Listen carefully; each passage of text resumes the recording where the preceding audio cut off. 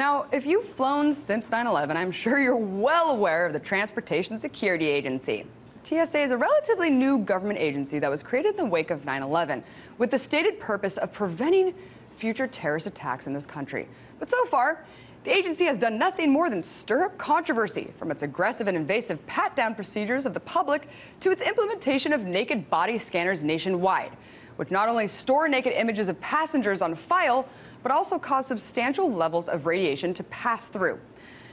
Ironically, you're as likely to die from getting cancer by a single TSA scan than you are to die in an actual terrorist attack, 1 in 30 million chances. Now, going over all of the TSA's most recognizable snafus would take an entire show here, but let me remind you about a few of the most notable.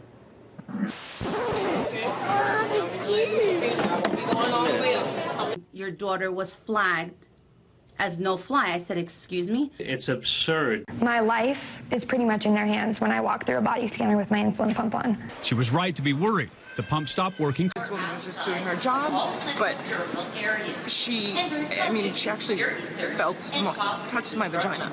The other hand on your inner thigh, slowly go up and slide down.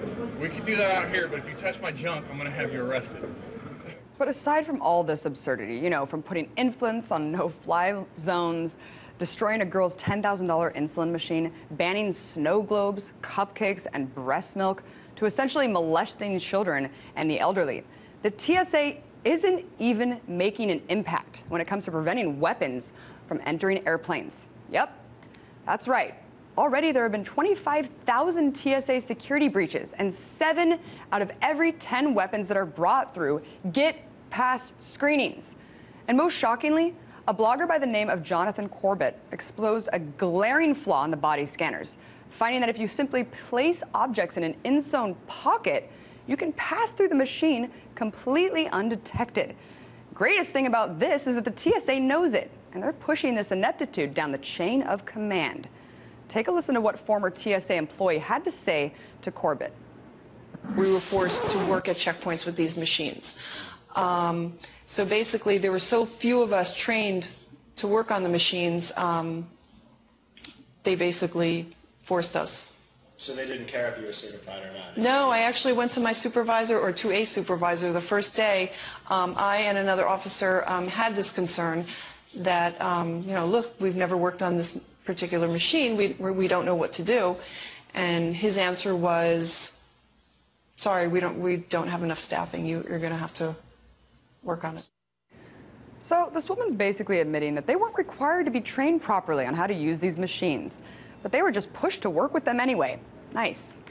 It's interesting that her employer cited lack of employees as a reason for their incompetency, since the agency has grown more than 4 times its original planned growth to 62,000 people nationwide. Also, American taxpayers have bankrolled over $60 billion on the TSA since its inception.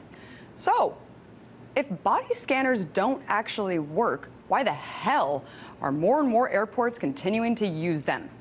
Well, it could have something to do with the fact that the former head of the DHS and main fearmonger after 9/11 to propose to install these machines, Michael Chertoff, now works for Rapiscan Systems, the same company that makes the body scanners. Wow, well done, man.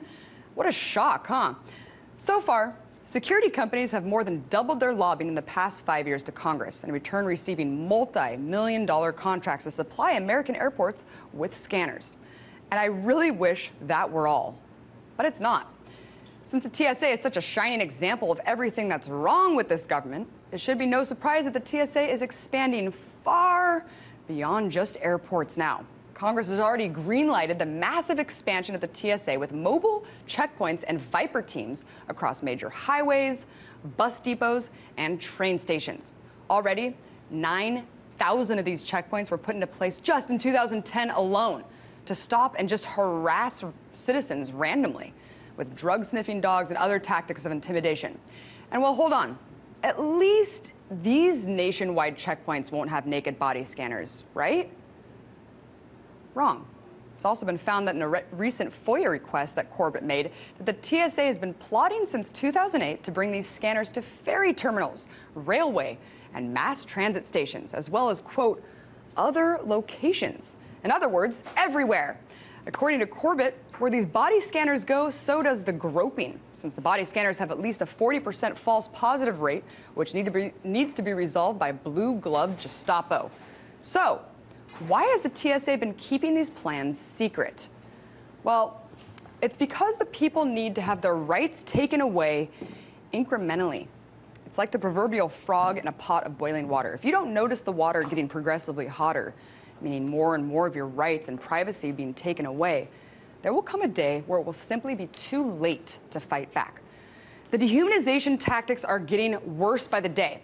Even after you strip down and succumb to government groping, the TSA is now testing drinks that passengers buy inside the airport after they're screened. And if you refuse to let them do this, they'll ban you from your flight.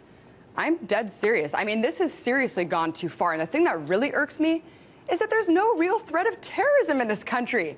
What the TSA is mostly government thuggery. It's an agency that performs nothing more than security theater, designed to condition people into unquestioning compliance and acquiescence.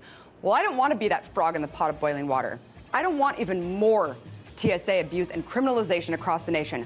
I don't want to wait until it's too late to say no more. Do you?